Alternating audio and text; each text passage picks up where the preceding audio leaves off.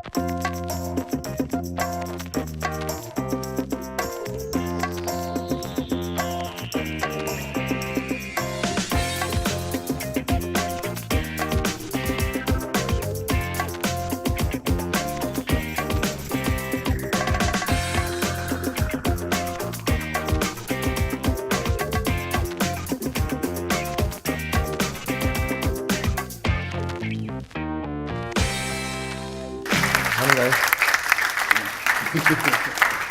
Yeah, tons of mic.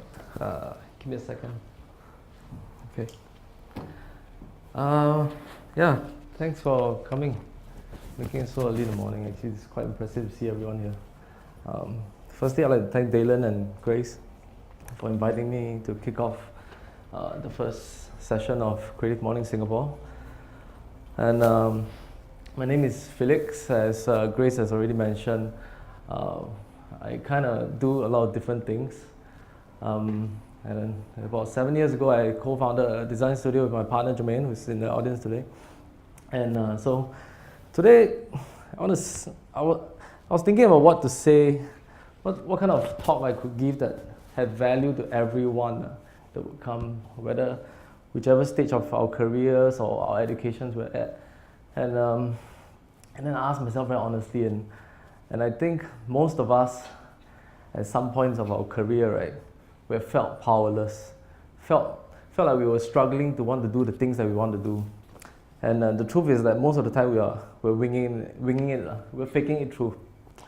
So today I want to talk about, the title is Fake It Till You Make It.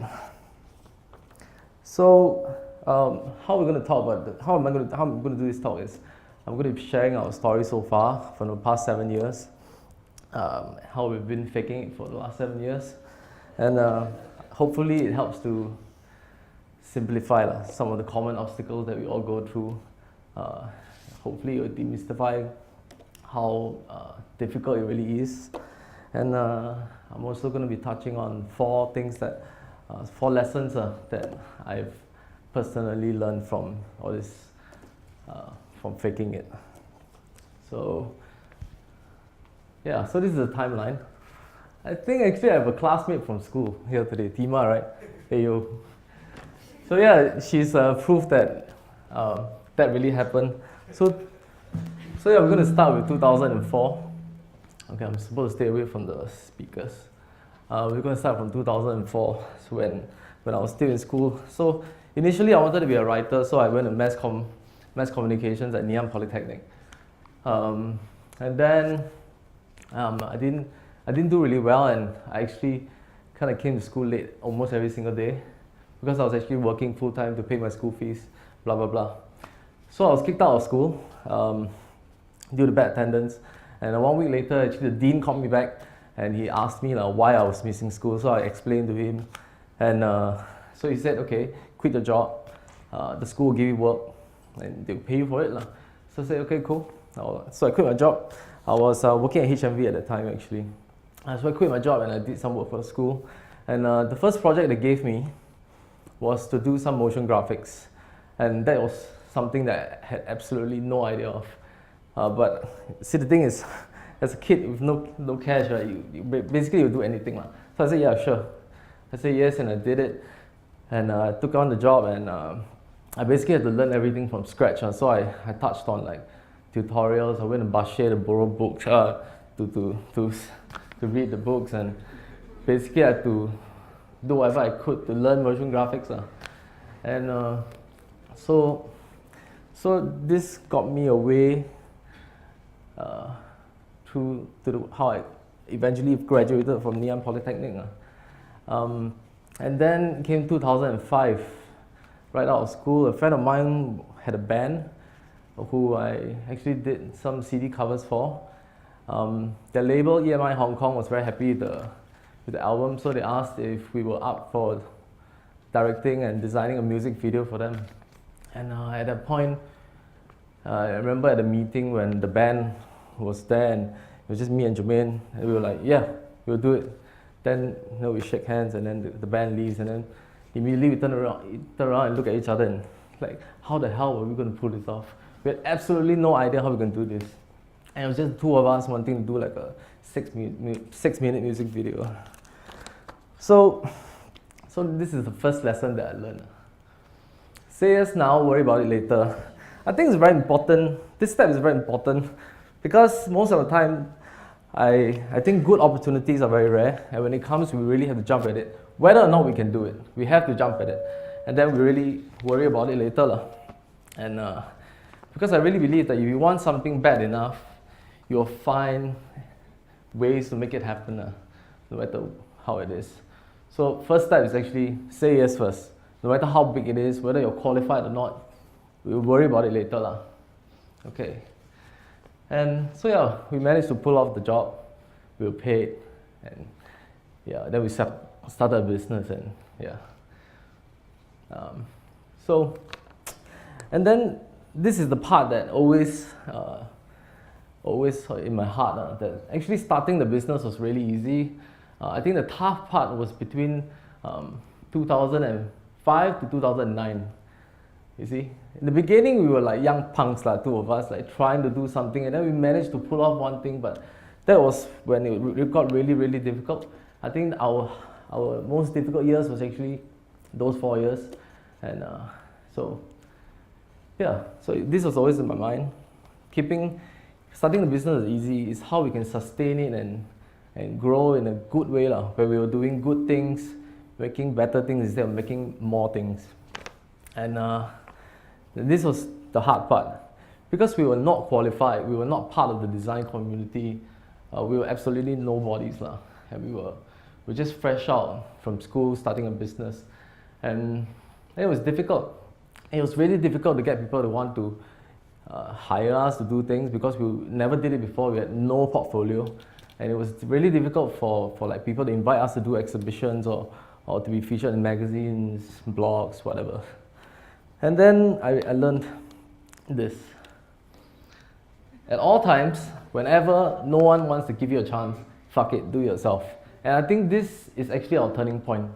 When we decided that no one gives us a chance to design a magazine, a corporate identity, and an exhibition, screw it, we just do it ourselves. So we literally organized exhibitions out for ourselves. We curated it just so that we can design the collaterals for it, to kind of show people that we are able to do these things. And so this is the second point. And so we actually got pretty good at this, at creating the content.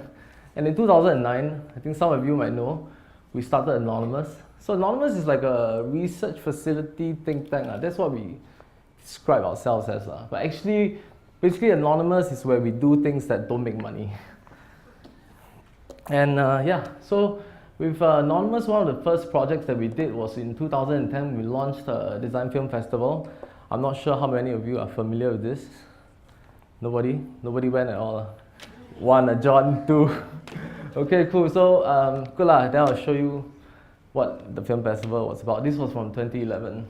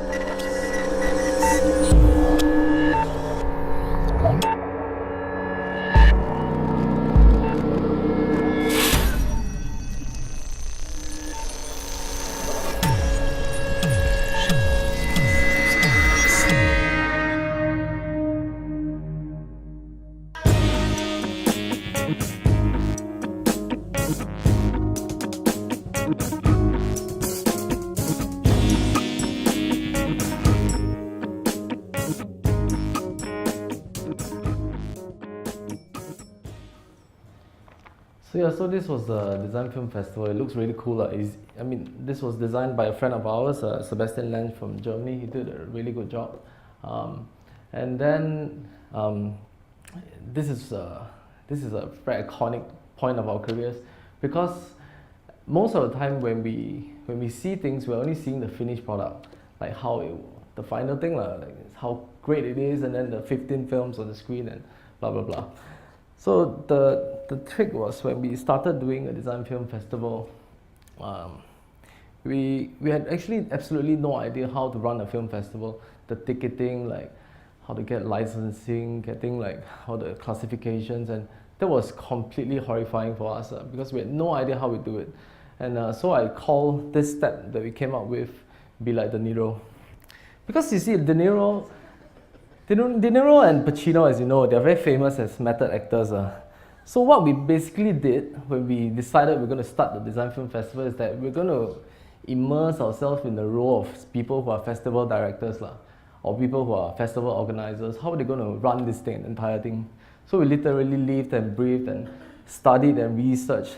We basically did everything that we can so that we can figure out how we're going to do it. So we spent weeks and weeks trying to figure out how distributors charge for films, how much we have to pay, how we're going to screen the films and things like that. And I think what I'm trying to say is that when we want to do things that are bigger than us, things that we are not qualified to do, right? One of the trick is actually that when you treat the process as an opportunity for you to study very, very hard, research into it, you can allow it to close the gap. You close the gap between the real you, and the you that is required to actually execute the project. You know what I mean? Cool. Okay. So be like De Niro. The next one is the timeline again. Okay. This one I think quite cool also. Okay, this is a confession. I think we have never actually said this before. How we created Bracket, this publication. In 2010, after we did the first Design Film Festival, we wanted to create a publication.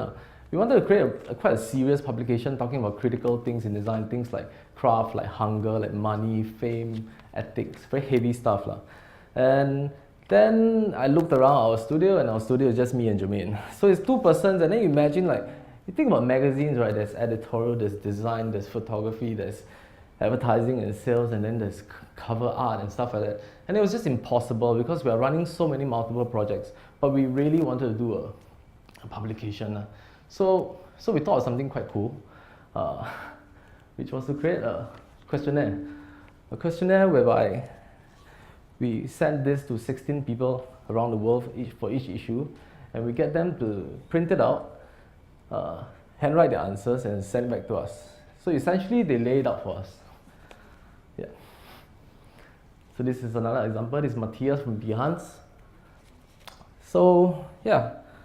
So my point of this, before I talk about the point, let me just show you the real product, because I think, some of you might not have seen Bracket before. So this is volume 1. This is Jeff McFatridge. This is Frank Camero. So we actually essentially managed to pull off a publication with very, very little design. Instead, we touched on all the talents around the world, and we still managed to do it with 2 persons. This is volume 3. Yeah. So this is the fourth and last lesson that I learned, and I thought it would be quite cool as a tip, which is, don't let the truth stand in the way of a good story. This is a very famous quote, and it really applies in this sense, because the truth is that we were 2 persons. 2 persons who could not possibly pull off a 90-page magazine fully designed twice a year.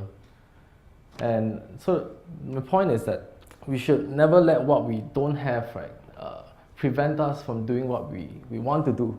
So it's almost like you should MacGyver things. You should really find ways and really find different platforms that can pull your idea through. I mean, if you look at some of the things we've done, if you move back all the way to even the Design Film Festival, right, we actually managed to pull it off with very, very little resources. I think most film festivals in Singapore requires like $250,000 to pull off. I think we used 10% of that only.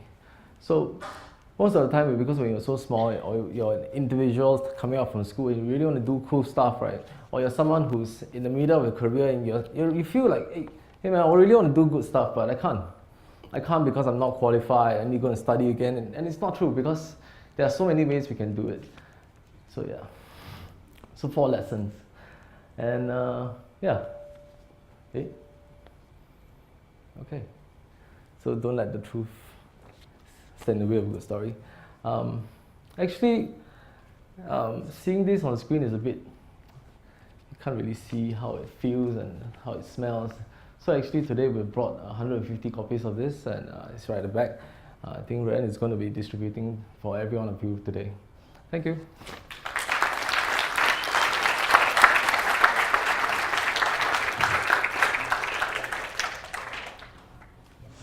What was a project that didn't work out for you? Oh, what is the project that didn't work out for us? Yeah, what lesson did you learn? Oh, that one. Yeah, the one that got away. Actually, there was one in 2010 after we started a design film festival, right? We actually we felt like this is possible, and we wanted to do a conference focused on craftsmanship. And we did it. We were planning to do this thing called Crafty 2010. It was basically a conference whereby we invite artists and designers who really focus on craftsmanship in their work, and we failed in organizing that conference. We had to cancel it, I think, 2 weeks before the event, and it was actually quite devastating because the 4 weeks prior to the event, I think I woke up every day with anxiety attacks, and that's the truth. So the difficult thing that we learned from that is that conferences are huge monsters. They cost a lot to pull off, and most of the time, a lot of the final amount that we have to pay to attend the conference, right, is so large because of it's unnecessarily huge. Like if you look at CreativeMornings or Singapore as a Rojak, these events are free and they're great, and it doesn't cost like $60,000 or $80,000 to pull off. And that was one of the lessons we learned, that we don't have to do it the traditional ways, and we got to find different ways to tell the story. Yeah, that's, I think, so far, one of our biggest failures. Yeah. How do you guys survive financially, like within the 4 years? Secret. No. How do you survive? Let me go back to that slide. Oh, spicy. I have no idea. How do we survive? I think I ask myself this question every day, even now, How do we get by? Wow, how should I answer that? I think we managed to fight our way through, and there were some clients that actually gave us a chance, even though we might have never have done the kind of work that they want us to do before, but there were very few. We basically didn't want to grow into a big company. Then that was one of the reasons. Actually, growing is a smarter way to make a sustainable business. I'm sure most of you would know. We're actually quite silly. We want to keep it very small. But we're starting to grow this year, actually. So I think when it was between the two of us, it was fairly easy to not want to make so much money. Instead, we don't make so much money, we can do the work that we want to do. Most of the time, the truth is that you want to do good work, it's hard to get a good amount of money from that. Yeah. So I think we compromised a lot for the last 4 years. Yeah, we still are actually. Yeah, good question. What's your next project? Next project is a 4th issue of Bracket. Yeah, we're actually still flipping coins on this. Maybe you can help me. We're thinking of talking either about money or ego.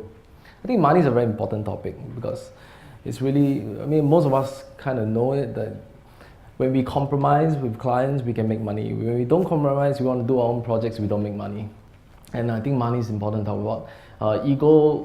Ego is something that we want to talk about as well, because ego is basically our pride. Our pride that prevents us from becoming better, or our pride that prevents us from communicating ourselves better.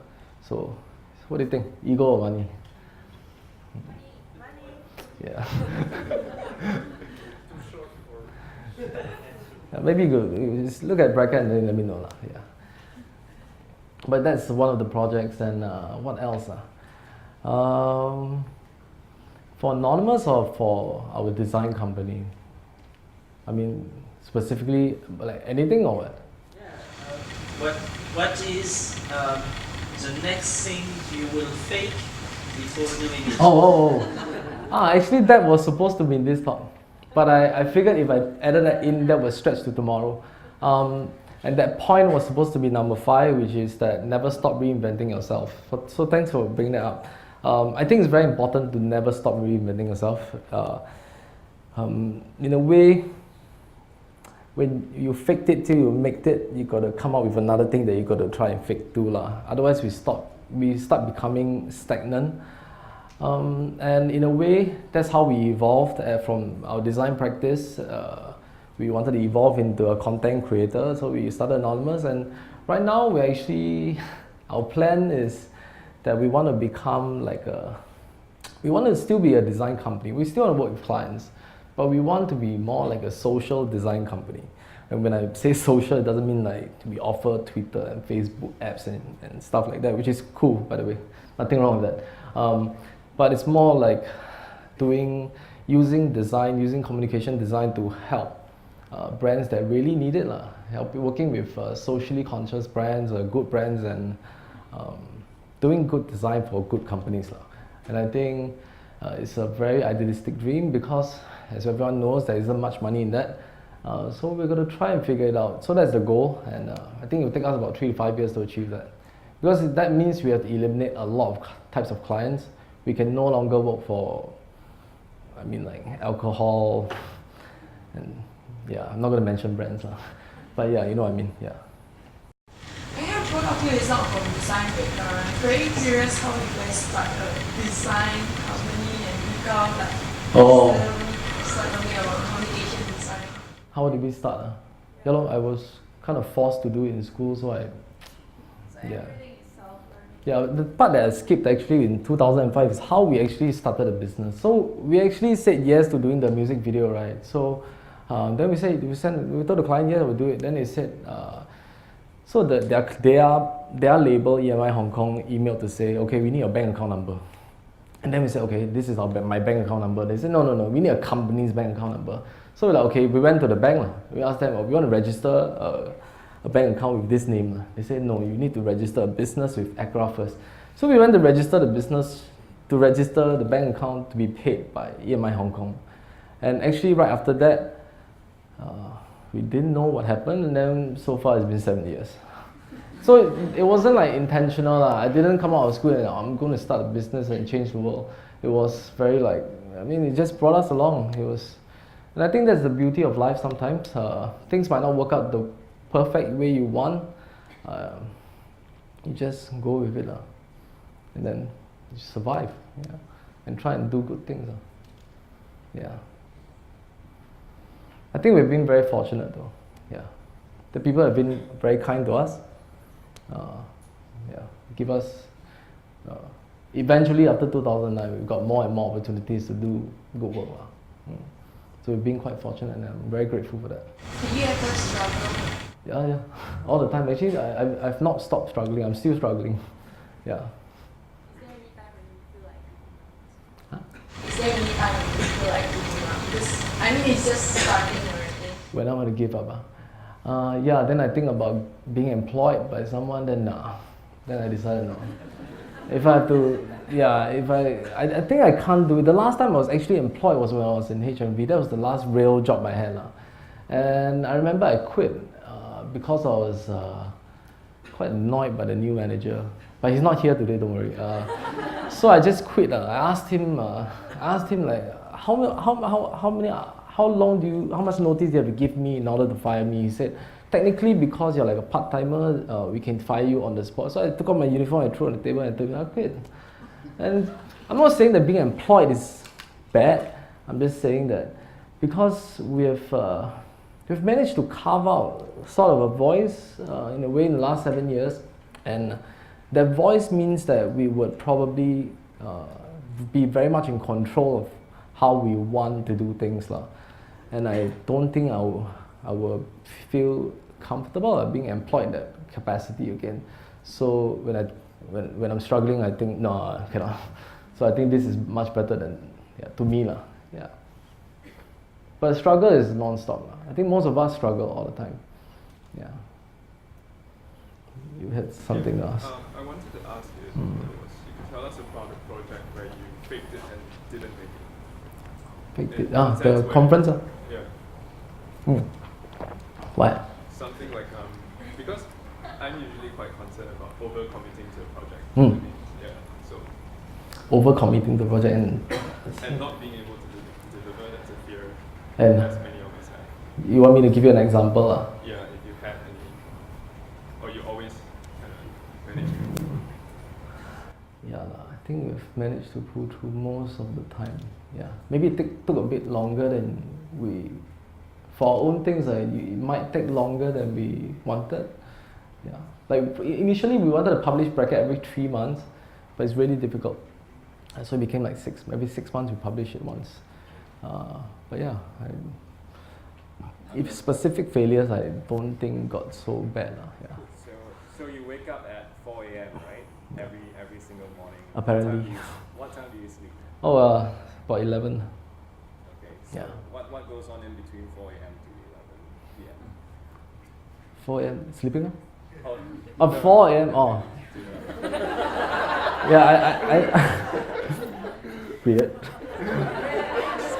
thought it was like kind of interesting. So yeah, I think this has been covered a few times in some interviews, and it's quite a FAQ for us, quite a commonly asked question.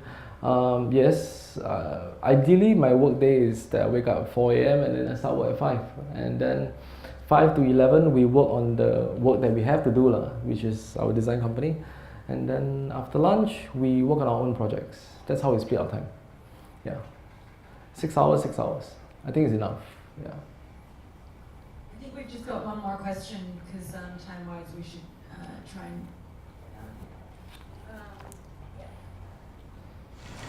There was an event that you mentioned about an experiment that you were doing. I can't remember. Yeah. So how's that going? You guys saw that? That's good because we actually thought most people were drunk by the time I spoke. And it's actually quite a similar interpretation of today's slide actually looks quite similar to today's slide as well. The experiment failed. Because we actually achieved more than 25 projects last year. Anyway, it's a background story. In January 2011, we wanted to start a new business model, which is that we only take on 25 clients a year, 25 projects a year. And these projects have to fall below a certain sum of money so that it's not such large projects. Because we wanted to divide our time equally between anonymous and silent. And we figured that if we worked on smaller projects, we will not have to compromise on the projects that we believe in, the projects that we really want to do. And the experiment failed. We hit 27 projects, but it failed because it's not easy to find 25 good clients. Yeah. And so most of the time there was, I think our happiness level could have been a bit higher, but maybe, yeah. So we compromised a bit.